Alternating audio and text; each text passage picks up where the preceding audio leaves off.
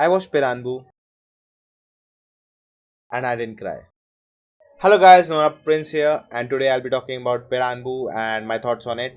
So it's directed by Ram and stars Mammootty and Sadhana. So watching the trailers, I knew it is a sad story. It's not very commercial film, and it'll be slow. It will be like a journey you are with these characters, and that was all true. But looking at the trailer, I was very shocked. I thought it's a thriller kind of movie because it was edited that way, and I was right. It was edited that way, but the movie was very different as the teaser showed. First of all, I'm going to talk about the actors. Mammootty, it was my first experience of him, and he was really good, man. The way he depicted his inner self, his state of mind, his pain through his eyes, and that was amazing. I look forward to watching more of his films. And Sadhana, I don't have any words. Like, there's nothing that I can say about a performance that will make any difference because, yeah, I don't have words. Like, she nailed it. The movie was not a thriller, but it felt like a thriller because after every 5 minutes, you thought something bad will happen, something bad will happen, something bad will happen. And subverting our expectations at audience, the director did a very great job. And I think it started when I saw the gundas who come to take that place from him, to give him money, take the money and leave, and he's like no, and they start beating him, and other Mammootty will kick their asses, but no, it was not a commercial film. I was really happy that it didn't go that direction. As I said before, that it was not a commercial film, it was more an art film kind of a feel to it, and that's why it's very hard to watch for general audiences. And of course, it's after watching it, it's a sad film. It's not very regenerating or energizing film, and that's the reason it's a one-time watch for me. At least I cannot watch it again.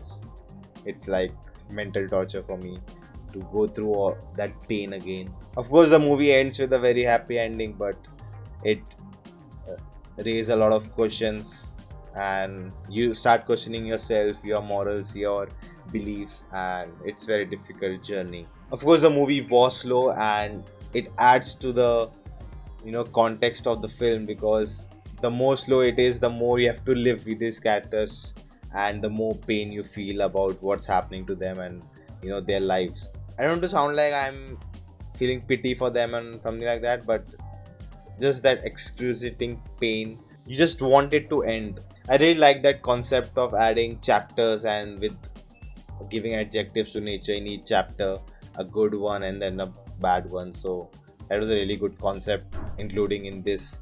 It goes with the theme of the film. Now, this is my interpretation. So I really liked, when in her childhood, she's in a quiet place in the first half of the film, and when she hits puberty, she's in the city, and how, because puberty is chaotic, it's like a city, hundred of emotions, hundred of hormones just rushing through you. Of course, Mammootty's character was in Dubai for 10 years, and he comes back because the wife has left the child and left the family, and he has to take care of her. The father-daughter relationship adds more drama to it, because there are some things still considered taboo in our culture, and a daughter does not discuss with her father. That really add more layers to the narrative. One more element I really liked in the film was the hypocrisy of the society, how the society was not supportive enough to her and his family. Also, when Mammootty visits the sex worker society and asks for a male prostitute for his daughter, and she slaps him, but if someone would have come for a girl for his son, she would have just accepted it. So that's really shows the hypocrisy. And then that scene where he cries and tells her his pain, like, still didn't make me cry. I don't know, you can call me a stone-hearted person, but I don't know, it didn't make me cry, but I felt sad. The aspect of introducing transgender into the film was also really interesting, because with her suffering from spastic and not excluded from the society, similarly how transgenders are excluded from our society, and how two people who know what it is to be excluded like that and not recognized in the society, not supportive in the society, they come together and make each other's life easy. And the climax, man, the ending when he takes her to the beach and tries to drown both of them. Like, it was really sad, and it made sense because he's taking care of her.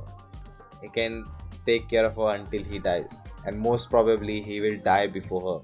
So after he's gone, who will take care of her? And just the thought of he has to leave her behind, and he'll never know what happens to her and what she has to go through. And it's an understandable feeling and decision that he wants to commit suicide and kill her also. But I think the ending would have been a very dark, and I'm happy that they didn't end that way, and at the end it was a happy ending. Some things that really didn't go well with me, and I would not say I disliked it, but I am still confused and conflicted about it. Was the first one was the relationship with the Vijay Lakshmi, who comes there as a helper, and then suddenly they develop a relation and get married, and she's already married to someone. So it was interesting to see, but like I didn't get the motivation of what was happening there.